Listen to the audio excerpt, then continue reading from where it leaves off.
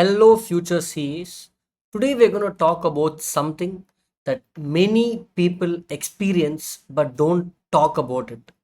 Yes, over the years, so many students have messaged me saying, Sir, I'm feeling low for various reasons. How do I deal with this? And one of the biggest misconception people have is they confuse between sadness and depression. And today we are going to decode emotions. Let me give you a few examples for you to understand this better. I'm sure everybody watching this video would have at some time cleared your 12th board exams, correct? How happy were you when you passed your 12th board exams? But how long did that happiness stay? Maybe that day, maybe the next few days, or maximum 2 to 3 weeks. Were you happy for the entire year because you cleared 12th boards? No. It's for a moment in time.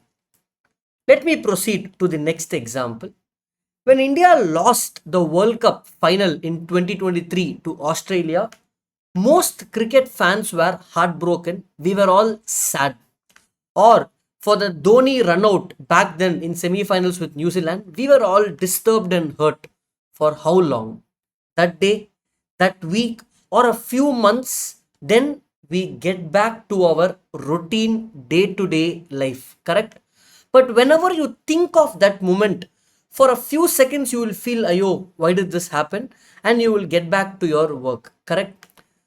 That means you are not sad because India lost for 24 bar 7, 365 days. No, it's again for a moment in time. The same way, the day when you clear your CA final exams, the day you become a chartered accountant, visualize that day how happy you will be. But that happiness will be for a few days or a few weeks or few months. You cannot be happy for the rest of your life, correct? That means every emotion that we experience as humans, I'm just listing down a few over here: happiness or anger or love or excitement, hope, fear, loneliness, and much more. All these emotions are those things that stays with you for a short period of time, a few weeks or few months. You are never angry for 365 days in a year, correct? Anger may be for a few days. Same way, happiness will be for a few days, not forever. Sir, what are you trying to say? Let me show you a graph. Let me show you a graph where the x-axis, if I keep it as our age, our lifetime from 0 to 100, and y-axis as your emotions, what actually happens is every emotion that you experience keeps going up and keeps going down at different points of time, correct? For example, something that most people can relate with: on your birthday you feel very happy, you feel excited because you feel you're a special person that day, right? But you don't feel that like that on other days when it's not your birthday. Now, sir, why are you saying this? Same way, sadness or feeling low is an emotion that you feel at a point of time, and it will go away slowly. But if you are feeling low and sad for an extended period of time, for a prolonged period of time, for example, for weeks, for months, for years together, if you are feeling low and sad, you are waking up low, you are waking up clueless, that is when sadness becomes depression. Are you getting it, guys? I'm again repeating it. Most people or most students are generally low or sad for a particular short period of time. But if they are not able to overcome that, and if that stays for a very long time, that is when you have to actually call it depression. You cannot simply keep telling, Sir, I am depressed today, I am depressed yesterday, depressed tomorrow. No, it's not a very small word to use like that. Let me give you a few Basic symptoms or signs of a person who may be depressed. This is not an exhaustive list. This is just few very basic symptoms. Of course, there are professionals, psychologists who know better about this, but me coming from a mental health company, just sharing a few basic symptoms. For example, no, these are symptoms that even I have gone through in my life, guys. I have gone through multiple of these symptoms at different points of time, and I have come out of it as well. We just have to work towards it. I'm also going to tell you how we can work towards it. Sometimes not feeling hungry, even if you don't eat for the whole day, you are supposed to feel hungry, but you don't feel hungry. You don't have interest in food, not getting sleep. 1 2 days, fine, but for weeks or months together, I'm not getting sleep, sir, not sleeping properly. Loss of interest in life, loss of interest in day to day activities. You just feel like, why am I even there? Those kind of loss of interest thoughts. Difficult to concentrate on anything. I'm not talking only about studies. Difficult to concentrate when you watch a movie, difficult to concentrate when you eat food. You just feel very numb most of the time. Withdrawing from social life, not meeting your friends. Suddenly you will see that a friend that you know for so long has not come, is not coming for some time, not replying to text. That means that person is withdrawing themselves from social life. I'm not talking about social media. Withdrawing from social life itself, isolating themselves. Sometimes people also resort to substances, drug use, alcohol use. Why do they do that? To deal with this emotion that temporarily gives you a relief. They resort to that. Now, it is not all these symptoms, it could be a combination of this that could lead to depression, or it's a sign of depression. Sir, now how do I deal with this? What can help? Like how they keep saying, nothing can change overnight. If you have built a huge building for over 2 to 3 years, a 30 40 floor apartment, or you have built an empire, it cannot collapse over a week or in a day.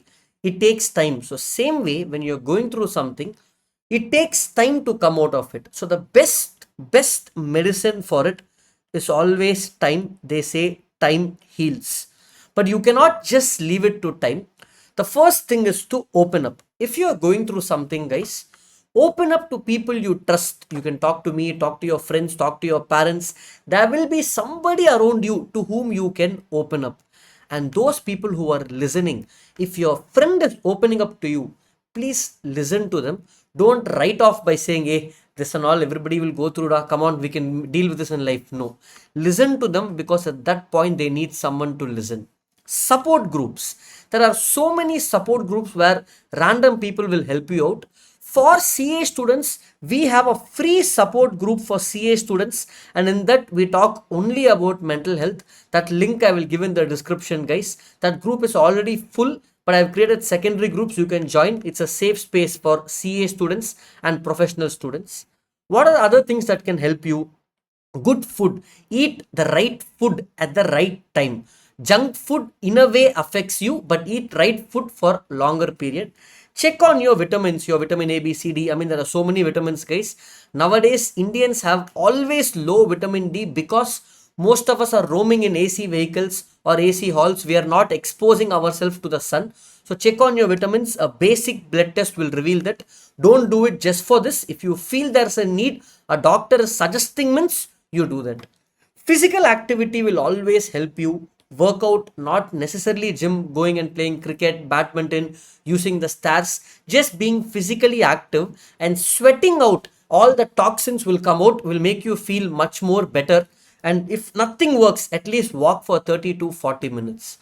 Beyond this, there are so many ways you can deal with this. I have put question mark here to know from you, your side, in the comments. Let me know in the comments of this video, what do you guys do to feel better? Maybe listening to movies, listening to songs or watching movies, whatever you guys do. I mean, those points may help somebody else watching this video. So finally, I would like to say, if you're a student and if you know somebody around you may be going through this, what should you do as a responsible human being? The first thing is, check on others. If you feel somebody in your social circle or your friends is behaving a little differently lately, it's okay to go ask him, hey, is everything okay? If you need something, I'm here. So just check on your friends if you feel they need that help. The next one is be kind to people around you, especially friends or like students you see in class.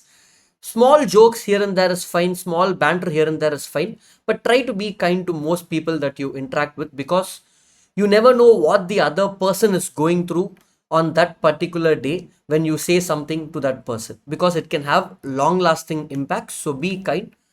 And lastly, for you as individually, don't assume everything in your head. Hey, what that person is saying about me, because a lot of this assumptions and overthinking that you do over a long period of time will lead to insecurity among yourself. Generally, whenever you have a doubt on something with some person, if you have that confidence, go ask them openly, maybe in person or in text. For example, if you have a friend and if you feel your friend is talking on your back, which is affecting you, after all, is your friend, no? Go ask him, hey, all these things happen. Why is this happening? I mean, I don't want this to affect our relationship. Based on the response, you can see what to do. Instead of you assuming by yourself, which could be, it could be a grapevine in your head. It can lead to so many over assumptions and overthinking that you should avoid. So these are few things. And lastly, I will say, end of the day, guys, as humans, we are meant to experience every emotion. So some days will be great, some days will not be great.